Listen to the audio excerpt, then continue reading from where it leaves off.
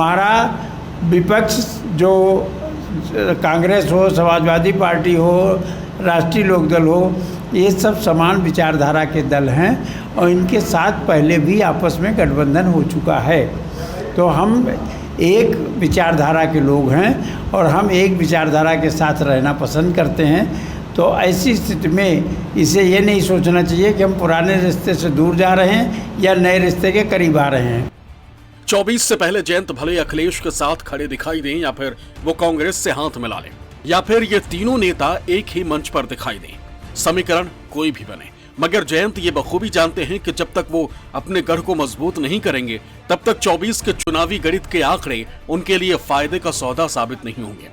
24 के चुनाव में वो जितनी ज्यादा सीटों पर जीत दर्ज करेंगे, दिल्ली में उनकी सियासी हैसियत उतनी ही मजबूत होगी। यही वजह है कि इन दिनों वो समरसता अभियान के नाम पर पश्चिमी यूपी के गांव-गांव के धूल फांक रहे हैं, गली-गली के चक्कर लगा रहे हैं। पश्चिमी उत्तर प्रदेश में राष्ट्रीय लोकदल अपने को ताकतवर मानती है, लेकिन 2014 का चुनाव हो लोकसभा या 2019 का लोकसभा चुनाव हो, पार्टी को एक भी सीट नहीं मिली। 19 में सपा के साथ उनका तालमेल था और बीएसपी के साथ भी तालमेल सपा का था, फिर भी वो चुनाव हारे। अब उनकी कोशिश 24 में है कि हमें सीटें मिलें, इसके लिए वो समरसता अभियान चला रहे हैं, खासतौर पे माइनॉरिटीज़ के बीच में, चूँकि बहुत सी सीटें ऐसी हैं वहाँ जहाँ माइनॉरिटी डोमिनेटेड सीट कहा जा सकता है, जिसमें 30% से ज़्यादा माइनॉरिटी हैं। मुझे लगता है कि उनकी जो राजनीतिक अस्थिरता के संकेत मिल रहे हैं वो भी एक परेशान करने वाला सबब है, खासतौर पे समाजवादी पार्टी के लिए, जिस तरीके से कांग्रेस से वो अपनी पींगे बढ़ा रहे हैं। तो मुझे लगता है कि 2024 के पहले तक कई समीकरण नए बन सकते हैं पश्चिमी उत्तर प्रदेश में। जयंत का फोकस मुस्लिमों पर है, जाट और मुस्लिम का समीकरण मजबूत करने पर है, क्योंकि राजनीति में कब क्या हो जाए कोई नहीं जानता। जयंत अगर समाजवादी पार्टी को छोड़कर कांग्रेस के साथ गठबंधन करते हैं तो मुस्लिमों को साथ जोड़कर रखना उनके लिए सबसे बड़ी चुनौती होगी।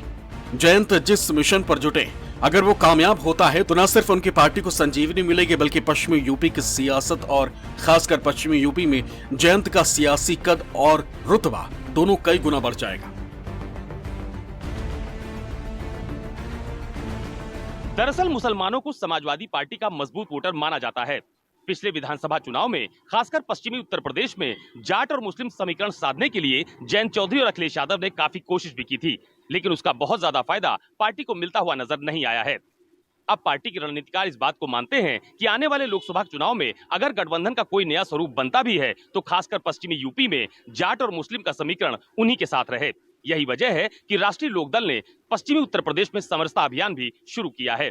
कैमरा पर्सन सचिन सैनी के साथ अशोक तिवारी, लखनऊ, न्यूज़ 24।